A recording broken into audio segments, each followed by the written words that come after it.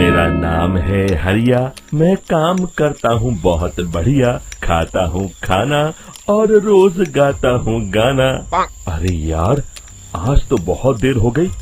इस खतरनाक जंगल को देखकर तो मेरे हाथ पैर ठंडे हो गए हैं। अगर मैं वक्त पर गांव नहीं पहुंचा तो मालिक बहुत नाराज हो जाएंगे। तभी हरिया को एक आवाज सुनाई देती है। सुनिए हरु जी। अरे, ये आवाज किसने दी? तभी हरिया को सामने कुछ दूर एक औरत खड़ी दिखाई देती है। अरे भाई, ये औरत अकेली इतनी रात को इस जंगल में क्या कर रही है? चलकर पूछना पड़ेगा। फिर हरिया अपनी बैलगाड़ी उस औरत के सामने लाकर रोक देता है और उससे पूछता है। अरे सुनिए, आप इतनी रात को इस खतरनाक जंगल में अकेली क्या कर रही हैं? तभी वो औरत मीठी आवाज में कहती है, अरे हरु जी, आप आ गए। मैं कब से आपका इंतजार कर रही थी। वैसे तो यहाँ से काफी लोग गुजर चुके हैं, लेकिन मैं खास आपका इंतजार कर रही थी। अच्छा, तुम सच कह रही हो? मुझे तो यकीन नहीं हो रहा है। वो क्या है ना, आज तक किसी ने मुझसे इतने प्यार से बात नहीं की। हाँ हाँ हरु जी, मैं सच कह रही हूँ।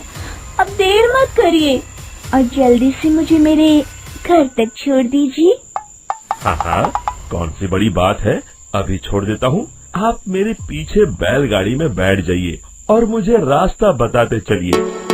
फिर वो औरत हरिया की बैलगाड़ी में बैठ जाती है और हरिया बैलगाड़ी हाँकता हुआ आगे चल पड़ता है। फिर उस औरत के बताए हुए रास्ते पर चलते चलते हरिया बैलगाड़ी लेकर एक काली गुफा के आगे आकर रुक जाता है।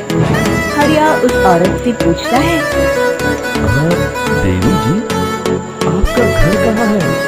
यहाँ पे गुफा के अलावा और कुछ नहीं है? तभी अचानक वो औरत हवा में उड़ने लगती है।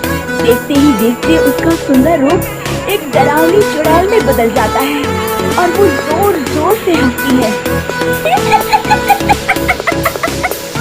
अरे तुम्हें एक नंबर का बेवकूफ निकला। तू तो भैया आसानी से मेरी बातों में आ गया। अरे मर गया रे, ये तो एक चुड़ैल है। हे भगवान बचा ले, ये तो बड़ी डरावनी दिखाई दे रही है। और फिर अगले ही पल हरिया की बैलगाड़ी में रखा सारा सामान हवा में उड़ता हुआ उस काली गुफा के अंदर चला जाता है और वो चुड़ैल भी उस गुफा के अंदर जाकर कहीं गायब हो जाती है। हरिया ये नजारा देख पूरी तरह घबरा और परेशान हो जाता है। अरे, ये चुड़ैल तो मेरा सारा सामान लेकर गुफा में गायब हो गई। अब क्या होगा? अगर मैं गांव खाली हाथ गया तो मालिक मेरी अच्छी खबर लेंगे। मेरी इस बात का कोई यकीन भी नहीं करेगा। फिर आखिर वही हुआ।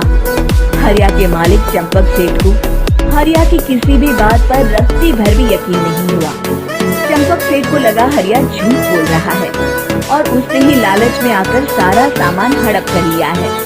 फिर हरिया को बेईमान समझकर चंपक सेठ उसे काम से निकाल देता है।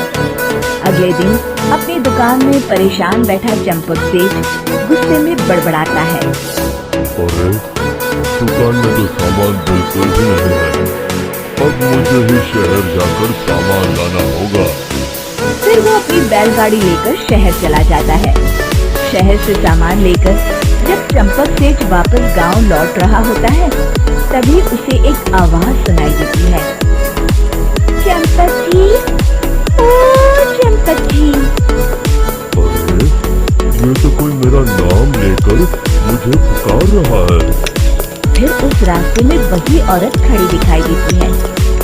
फिर क्या था, हरिया की तरह चंपक सेठ भी उस औरत के पास अपनी बैलगाड़ी लेकर जाता है और वो भी उसकी चिकनी चुपड़ी बातों के मुंह जाल में फंस जाता है। फिर चुड़ैल उसे भी अपनी गुफा तक ले जाती है और उसका सारा सामान लेकर गुफा में गायब हो जाती है। बेचारा चंपक सेठ लाचार होकर खाली हाथ गांव लौट आता है।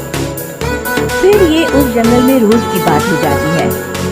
जो कोई भी शहर से कुछ लेकर गांव की तरफ लौटता, वो चुड़ैल उसे बेवकूफ बनाकर उसका सारा सामान लेकर गुफा में गायब हो जाती। एक दिन हरिया एक लकड़हारे को उसी जंगल की तरफ जाते हुए देखता है। फिर हरिया उसे रोकते हुए कहता है, अरे भाई, क्यों अपनी मौत को दावत दे रहे हो? मेरी बात मानो, आगे जंगल में मत जाओ, वहाँ एक बड़ी भयानक चुड़ैल रहती है। लकड़हारा हरिया की बातों को नजरअंदाज करते हुए कहता है, अरे भाई, मुझे पहले ही बहुत देर हो चुकी है, मुझे जाने दो भाई। शाम तक लकड़ियाँ काट कर शहर के बाजार में बेचना है। तुम अपनी ये कहानी किसी फुर्सत में बैठे इंसान को सुनाओ, मैं तो चला। इतना कहकर लकड़हारा वहाँ से आगे जंगल की तरफ चला जाता है। फिर अगले दिन गांव के मुखिया के घर के बाहर बहुत सारे लोग जमा हो जाते हैं। तभी हाथ में कुल्हाड़ी लिए खड़ा लकड़हारा कहता है, अरे मुखिया जी, अब आप ही हमें बचाइए उस जंगल वाली चुड़ैल से। हमारा सारा काम तो शहर से ही होता है। अरे मुखिया जी, उस चुड़ैल की वजह से तो मैं पूरी तरह बर्बाद हो गया हूँ।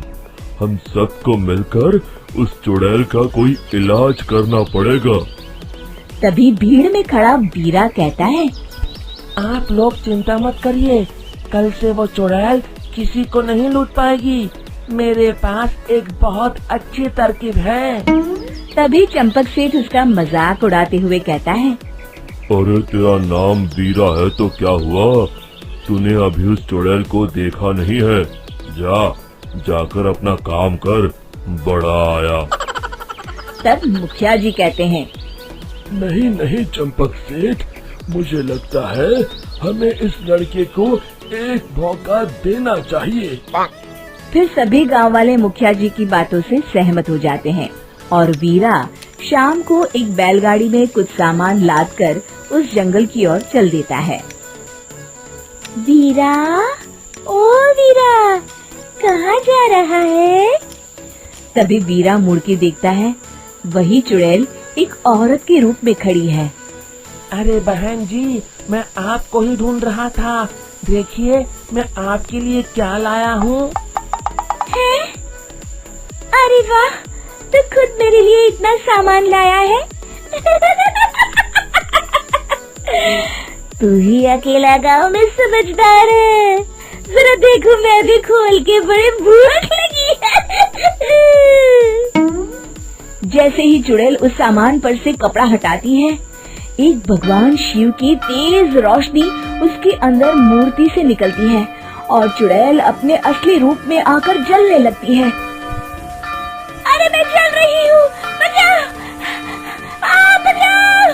ओम नमः शिवाय, मर गई मैं! देखते ही देखते वो चुड़ैल राख के साथ उड़ जाती है और सभी गांव वाले भी वहां आ जाते हैं। शिक्षा बुराई पे सदा अच्छाई की ही जीत होती है।